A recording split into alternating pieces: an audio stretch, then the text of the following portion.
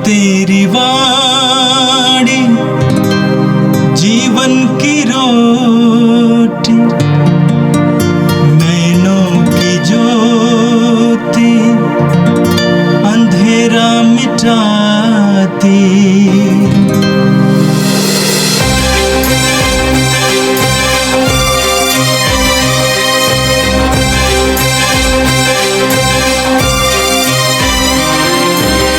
प्रभु तेरी वाणी जीवन की रोटी, नैनों की ज्योति अंधेरा मिटाती। प्रभु तेरी वाणी जीवन की रोटी, नैनों की ज्योति अंधेरा मिटाती। वाणी वाणी वाणी वाणी वाणी पवित्र है, शाश्वत है, जीवन का मन्ना है। 23 अप्रैल शनिवार। पहला पाठ प्रेरित चरित्र अध्याय 4 पद संख्याएं 13 से 21 तक। पेतरुस और यूहन्ना का आत्मविश्वास देखकर और इन्हें अशिक्षित तथा अज्ञानी समझकर महासभा के सदस्य अचंभे में पड़ गए। फिर वे पहचान गए कि ये यीशु के साथ रह चुके हैं, किंतु स्वस्थ किए गए मनुष्य को इनके साथ खड़ा देखकर वे उत्तर में कुछ नहीं बोल सके। उन्होंने पेतरुस और यूहन्ना को सभा से बाहर जाने का आदेश दिया और यह कहकर आपस में परामर्श किया, हम इन लोगों के साथ क्या करें। यरूशलेम में रहने वाले सभी लोगों को यह मालूम हो गया कि उन्होंने एक अपूर्व चमत्कार दिखाया है। हम यह अस्वीकार नहीं कर सकते। फिर भी जनता में इसका और अधिक प्रचार ना हो, इसलिए हम इन्हें कड़ी चेतावनी दें कि अब से यीशु के नाम पर किसी से कुछ नहीं कहना। उन्होंने पेतरुस तथा यूहन्ना को फिर बुला भेजा और उन्हें आदेश दिया कि वे न तो जनता को संबोधित करें और न यीशु का नाम लेकर शिक्षा दें। इस पर पेतरुस और यूहन्ना ने उन्हें यह उत्तर दिया, आप लोग स्वयं निर्णय करें।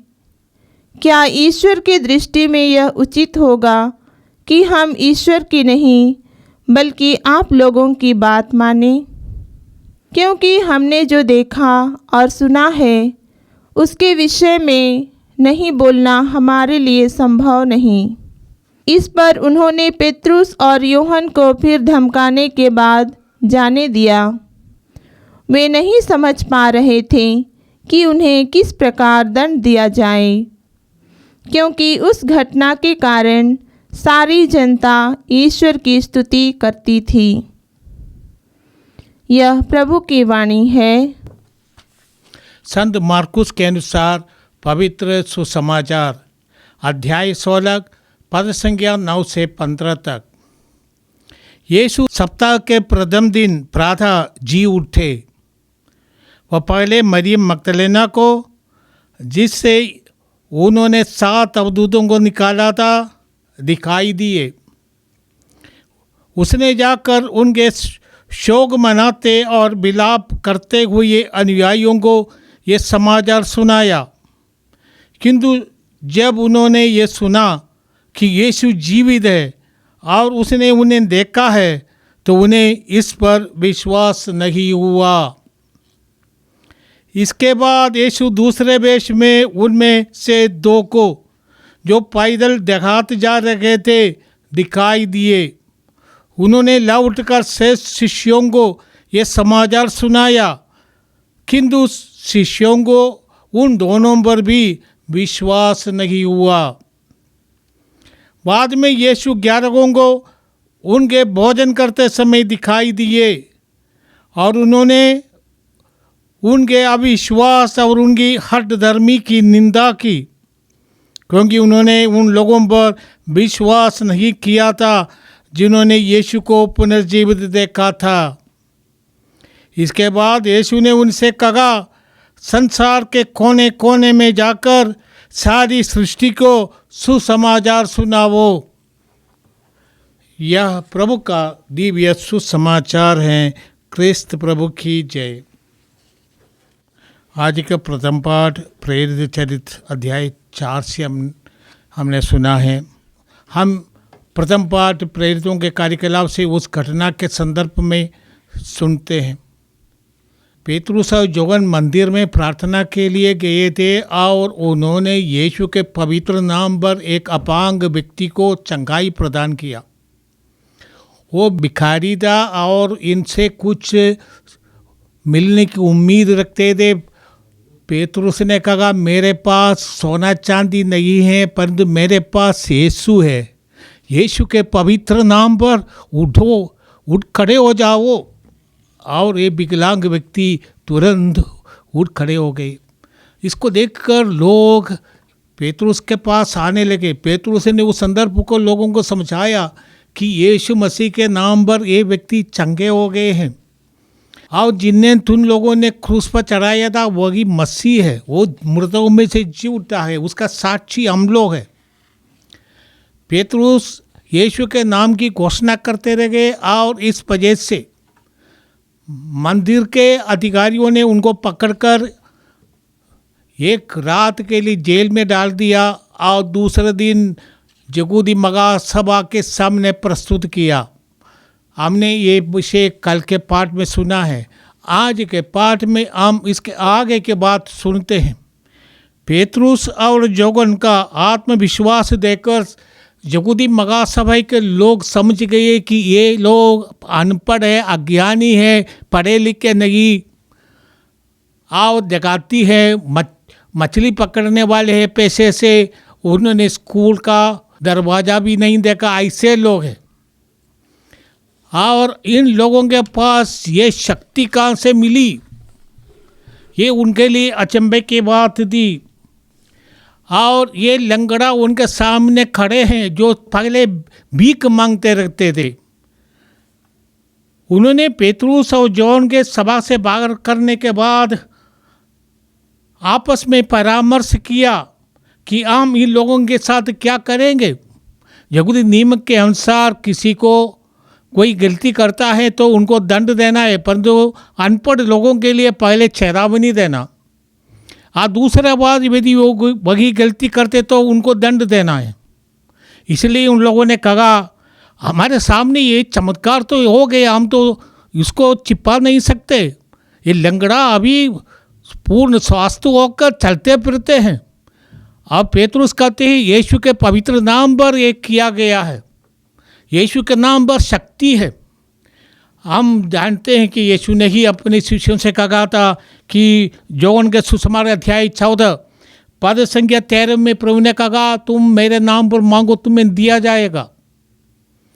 और पौलुस फिलिपियों के नाम पत्र में लिखते हैं अध्याय 2 पद संख्या 9 और 10 में, यीशु के नाम संसार में सभी नामों में श्रेष्ठ है। यीशु के नाम पर सब कुछ हमें प्राप्त होती, मांगने पर मिलता है। प्रभु यीशु ने यह आश्वासन किया। अब पेतरुस ने करके दिखाया कि ये विकलांग यीशु के पवित्र नाम पर खड़े हो गए। हम आगे देखेंगे प्रेरितों के कार्यकलाप में पेतरुस आगे जाकर एक मृत व्यक्ति स्त्री को जीवन दान देते हैं। यीशु के नाम में शक्ति है। यहूदी महासभा के लोग ये नहीं निराकार कर सकते हैं, उसको नहीं छिपा सकते हैं कि उनके सामने ही हुआ है। इसलिए ये लोग पेतरुस और यूहन्ना को चुप रहने का आदेश दिया और कहा कि इनके यीशु के नाम की घोषणा नहीं करना, धमकाया। परंतु पेतरुस खड़े होकर कहते हैं कि यीशु के नाम पर, यीशु के नाम की घोषणा करने का हमें आदेश मिला है। क्या हम ईश्वर के आदेश का पालन करें या आप लोगों के आदेश का? सुसमाचार की घोषणा करने के आदेश, जैसे आज के सुसमाचार में हम सुनेंगे, यीशु ने अपने शिष्यों को दिया था। ये यीशु का अंतिम आदेश है। सुसमाचार की घोषणा करो। ईश्वर हमें प्यार करते हैं और ईश्वर ने अपने पुत्र को हमारे लिए भेजा। जैसे यूहन्ना का सुसमाचार अध्याय 3 पद संख्या 16 में पढ़ते हैं, ईश्वर ने संसार को इतना प्यार किया कि उसने अपने एकलौते पुत्र को अर्पित कर दिया, जिससे जो कोई उसमें विश्वास करता है उसका सर्वनाश ना हो बल्कि अनंत जीवन प्राप्त करे। यही सुसमाचार है। और इसकी घोषणा करने के लिए प्रभु यीशु ने अपने शिष्यों को आदेश दिया। प्रभु ने कहा तुम लोग यरूशलेम में ठहरो और ऊपर से तुम्हें शक्ति दी जाएगी। प्रेरितों का कार्यक्रम अध्याय 1:8 में हम पढ़ते हैं, प्रभु ने कहा कि तुम्हें ऊपर से शक्ति दिया जाएगा। वो शक्ति प्राप्त होने के बाद सुसमाचार की घोषणा के लिए जाओ। हम जानते हैं पंतकुस्ता का दिन वो शक्ति मिली है। पौलुस कुरिन्थियों के नाम पत्र में लिखते हैं, धिक्कार मुझे यदि मैं सुसमाचार की घोषणा नहीं करूं। मुझे एक जिम्मेदारी है, एक ड्यूटी दिया गया है कि हम यीशु के पवित्र नाम की घोषणा करें। यीशु में विश्वास करने के कारण हमें पापों की मुक्ति होती है, बंधनों से छुटकारा मिलता है। ये विश्वास का वरदान है। विश्वास ईश्वर का देन है। विश्वास खरीदा नहीं सकता। विश्वास किसी के ज्ञान की वृत्ति होने से विश्वास नहीं होती। बड़े बड़े धर्म शिक्षक भी, धर्मशास्त्र में पीएचडी करने वालों को विश्वास की कमी हो सकती है। उनको ईश्वर के बारे में सैद्धांतिक रूप में बहुत कुछ मालूम होगा, परंतु विश्वास की कमी हो सकते हैं। ज्ञानी ये नहीं है कि वो बड़ा बड़ा साइंटिस्ट को विश्वास मिलना। विश्वास कृपा है। एफिसियों के नाम पौलुस का पत्र अध्याय 2:8 में पौलुस लिखते हैं, उसकी कृपा ने विश्वास द्वारा आप लोगों का उद्धार किया है। ये आपके किसी पुण्य का फल नहीं है, ये तो ईश्वर का वरदान ही है। विश्वास कृपा है। ये ईश्वर की कृपा मुफ्त में मिलने वाला, परंतु विश्वासी बनने के लिए हमको अपने आप को ईश्वर के सामने समर्पित करना है। हम घमंडी रह गए तो विश्वास नहीं मिलेगा। घमंडी पौलुस को रास्ते में प्रभु ने गिरा दिया, तभी उनको विश्वास का वरदान मिला। इग्नेशियस लोयोला वो युद्ध में घायल हो गए और इसके बाद उनको धर्म शिक्षा मिली और उनके विश्वास का वरदान मिला। अगस्टिन बड़े बुद्धिमान व्यक्ति थे, वो बड़ा पापी बन गए। इसके बाद ही उनका मन परिवर्तन हो। इनका माँ ने उनके लिए 30 साल तक प्रार्थना की, तभी उनको विश्वास का वरदान मिला। विश्वास का वरदान के लिए हमें कभी कभी हमारे घमंड को छोड़ देना पड़ेगा। जगुदी महासभा के लोग उनकी धारणा दी, उनके परंपरागत धारणा है कि मसीह आएंगे, शक्तिशाली राजा के रूप में आएंगे, जगुदियों का शासन पूरे दुनिया में फैलाएंगे, सिकंदर से भी महान राजा होंगे, रोमियों को एकदम दूर फेंक देंगे। ये सब उनकी धारणाएं दी। ये धारणा के अनुसार मसीह नहीं आया। धर्म ग्रंथ में जो लिखा है उसके अनुसार आया था, परंतु धर्म ग्रंथ को जानने के लिए हमें विश्वास के साथ उनको पढ़ना है। धर्म ग्रंथ का गहराई से अर्थ सेनेट्रिन के लोग नहीं समझे थे, यहूदी महासभा के लोग नहीं समझे थे, उनके गुरुजन, उनके महापुरोहित नहीं समझे हैं, परंतु उनको पेत्रुस और साथी ने समझा। उन्होंने कहा पूर्वजों को वो जो कुछ दिखाया गया, सिखाया गया, उस सब का सारांश यही है। मसीह करते जो अभिषिक्त है, यीशु अभिषिक्त व्यक्ति जिनका ये प्रतीक्षा कर रहे थे, एक नबी के रूप में, एक राजा के रूप में अभिषिक्त होना, मुक्तिदाता जो यहूदियों को उनके बंधनों से मुक्त करेंगे, उनका राज्य की स्थापना करेंगे, ऐसे यहूदियों की धारणा दी। यीशु ऐसा नहीं आया था, सेवा करवाने नहीं, सेवा करने और अपने आप को समर्पित करने के लिए आया है। और ये जिम्मेदारी, सुसमाचार की घोषणा करने की जिम्मेदारी यीशु ने अपने शिष्यों को दिया। आज के सुसमाचार में हम सुनते हैं यीशु के पुनरुत्थान के बाद ये मार्कुस के अनुसार एक प्रकार का ये हमको सारांश दिया गया कई प्रभु के दर्शनों का। प्रभु ने पुनरुत्थान के बाद अपने शिष्यों को कई जगह दर्शन दिया था। मार्कुस के सुसमाचार में हमें थोड़ा सारांश मिलता है। उसका मुख्य बात यही है कि प्रेरित यीशु के पुनरुत्थान पर विश्वास करने के लिए इतना तैयार नहीं थे, वो अविश्वास में भरे थे। इतनी भी मृतों में से जी उठकर यीशु आए, ये लोग आसानी से विश्वास करने के लिए तैयार नहीं था। पहले मगलाओं ने आकर कहा हमने यीशु को देखा है, उनका कब्र खाली है। ये लोग इतना जल्दी विश्वास करने वाला नहीं। शिष्यों को दर्शन दिया, उनमें से हम जाते थॉमस साथ नहीं था। कहा कि जब तक मैं उनके घावों को मेरे अंगुली से स्पर्श करूंगा और उनके दिल जो छेदा गया मैं अपने अंगुली डालकर समझ लेंगे कि वही यीशु है, जी उठने वाला। वो धोखा वाली बात नहीं समझते थे, इसलिए उन लोग ऐसा पुनरुत्थान पर आसानी से विश्वास करने वाला नहीं। परंतु उनके सामने यीशु आए। पौलुस कुरिन्थियों के नाम पत्र में लिखते, अध्याय 15 में कहते हैं, लगभग 11 दर्शनों के बारे में पौलुस लिखते हैं। कहते आखिरी में मुझको दर्शन दिया। अब पौलुस जानते वो कितना घोर अपराधी थे, और रास्ते में यीशु ने उनको दर्शन दिया, पौलुस का जीवन ही बदल गया। इसे आसानी से विश्वास करने वाले नहीं थे प्रेरित, परंतु एक बार वे समझ गए कि यीशु मृतों में से उठे हैं, तब अपने जान देकर उन्होंने यीशु की घोषणा की। पेतरुस जो डरपोक था, एक महिला के सामने कह दिया कि मैं वो यीशु को जानता ही नहीं। ऐसा पेतरुस अभी महासभा के सामने खड़े होकर घोषित करते हैं कि यीशु ही मसीह है, जिनकी प्रतीक्षा हमारे पूर्वजों ने किया है। ऐसे कहने से महासभा के आज्ञा का उल्लंघन करने से वो पेतरुस को मृत्युदंड मिल सकता था, परंतु मृत्युदंड से वो डरता नहीं, क्योंकि उन्होंने अपनी आंखों से यीशु, जीवित यीशु को देखा। इसलिए सच्चाई को छिपाना नहीं, सच्चाई की घोषणा करना, चाहे जान जाए परंतु सच्चाई के लिए खड़ा होना। सच्चाई यही है कि यीशु मृतों में से जी उठते हैं।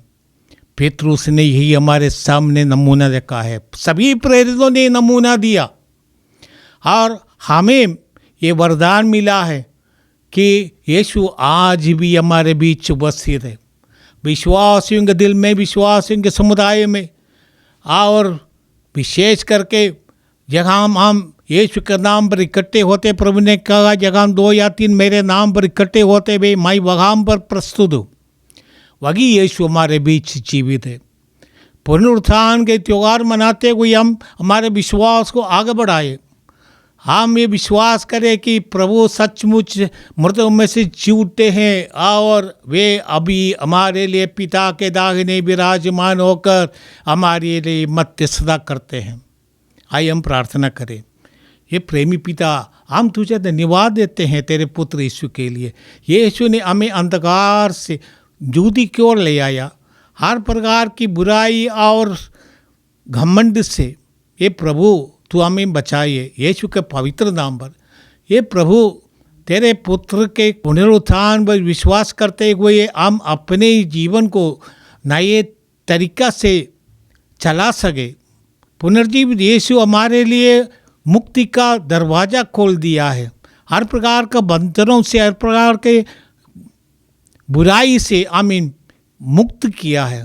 ये प्रभु तू हमारे साथ रह, तू हमारे साथ रह, सांझ और लगाए प्रभु तू साथ रह, हमारे परिवारों में रह, हमारे जीवन यात्रा में हमारे साथ रह। तू सचमुच में इम्मानुएल है, ये ईश्वर हमारे साथ है। ये प्रभु तेरी महान कृपा के लिए हम तुझे धन्यवाद देते हैं। प्रेरितों के गवाही के लिए हम धन्यवाद देते हैं। उन्होंने अपने जान देकर हमें ये विश्वास का वरदान दिया है। हमारे पिता जो संत थॉमस हमारे देश में आए थे, सुसमाचार की घोषणा करते हुए उन्होंने इस देश में शहीद बन गए और शहीद का स्थान प्राप्त किया। हम इस प्रेरितों के गवाही के लिए तुझे धन्यवाद देते हैं। प्रभु यीशु ने कहा धन्य है वे जो बिना देखे ही विश्वास करते हैं। प्रभु हम लोग सब इस दुनिया के, इस समय के हम लोग सब उस श्रेणी में आते हैं। हम विश्वास करते हैं, हमारे विश्वास का बढ़ा दे। ये प्रार्थना हम करते हैं हमारे प्रभु क्रिस्त के द्वारा, आमीन। प्रभु तेरी वाणी जीवन की रोटी, नैनों की ज्योति अंधेरा मिटाती, वाणी वाणी वाणी वाणी वाणी। पवित्र है, शाश्वत है जीवन का